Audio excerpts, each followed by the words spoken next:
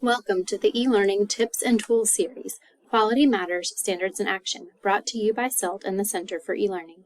This series examines ways you can apply Quality Matters standards in your online course to improve learner comprehension, engagement, and ultimately success. Supporting every student with accessibility and usability in course content and design. Today's video focuses primarily on specific review standards within General Standards 7 and 8. Both of these standards outline how we can ensure all learners in the course have the best opportunities for success by providing support when, where, and how they need it. Within General Standards 7, specific review standards focus on ensuring students are informed of and encouraged to use support services and resources available through the university. Specific review standards within General Standard 8 focus on ensuring that the course design and content follow accessibility and usability principles. Additional specific standards under General Standards 1, 5, and 6 emphasize providing students with clarity and consistency in the course structure, assessments, and instructional materials. There are many acronyms and terms associated with accessibility. Let's define some of the essential laws and guidelines to follow to ensure accessibility and usability for all learners. The ADA, Americans with Disabilities Act, passed only 35 years ago, is a federal civil rights law prohibiting discrimination against individuals with disabilities in all areas of public life, including employment, education, transportation, and access to public and private services. Section 504 is a federal regulation that ensures equal access to programs, services, and benefits, and prohibits discrimination against individuals with disabilities. This includes providing reasonable accommodations. Consider John, a college student with dyslexia. Thanks to Section 504, his university provides him with extra time on exams and access to text-to-speech software, allowing him to excel in his studies despite his learning difference. Section 508 is a federal regulation that sets forth specific technical standards for accessibility, including website design, software applications, and telecommunications products. Consider Sarah, a college student with hearing loss. Thanks to Section 508, the assigned videos in her online class include closed captioning, allowing her to complete her homework independently.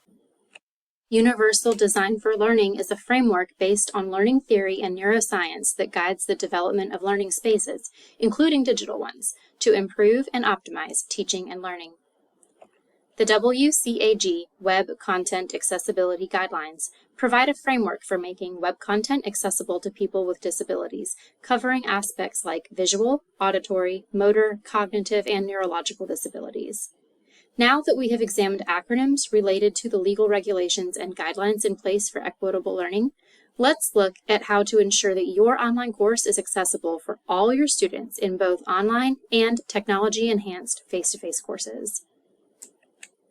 The 4 principles at the foundation of digital accessibility ensure that information and components are perceivable by users, are operable by users, are understandable by users, and are robust enough that they can be interpreted by a variety of user agents, including assistive technologies. To comply with this federal ruling, all digital content, including all websites, online forms, and digital course materials, must meet the technical standard of accessibility designated as WCAG 2.1 Level AA.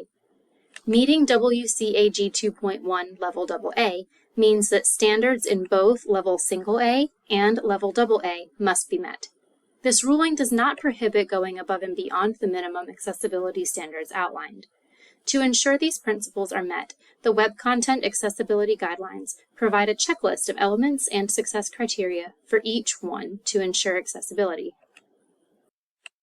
For Level A, audio, graphic, and video elements must include alternate versions of the content, including alt text or audio descriptions, captions, and transcripts. Reading order must be meaningful. Color must not be the only way to signal meaning or action. Finally, links must be presented in a way that the purpose can be determined. For Level AA, captions of live videos with audio must be provided as they are in Level A for pre-recorded videos. In addition to spoken content, important visual content not presented in audio must have a description provided. More clarity for clear visual elements is outlined, including contrast limits and a limitation of images of text. Also, content doesn't require the user to scroll both vertically and horizontally. Lastly, all headings and labels are clear. If you are not as familiar with creating digital content that meets the standards of accessibility and usability presented here, don't worry, you are not alone. You have many options for support, both on campus and online. The VSU Access Office has staff and tools available to assist you with meeting the needs of your students in ways that meet legal requirements and are equitable for all learners.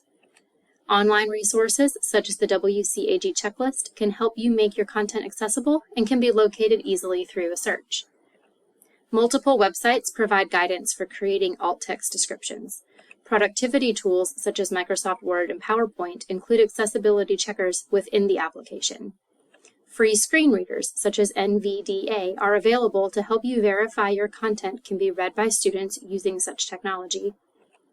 Video creation and presentation tools such as Kaltura and YouTube include speech-to-text auto-captioning.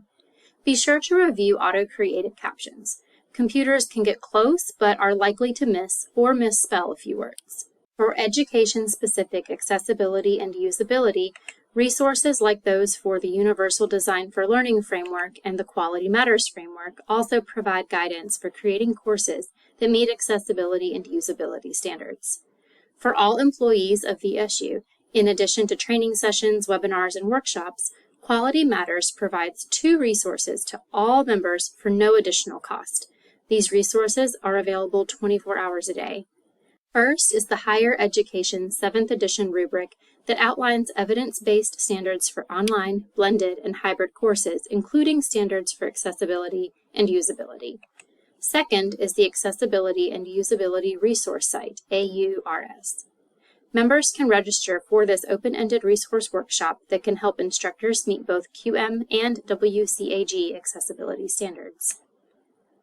To be added to VSU's Quality Matters membership or for more information about tools and methods to ensure your online courses are accessible for all learners, please reach out to CELT or the Center for eLearning.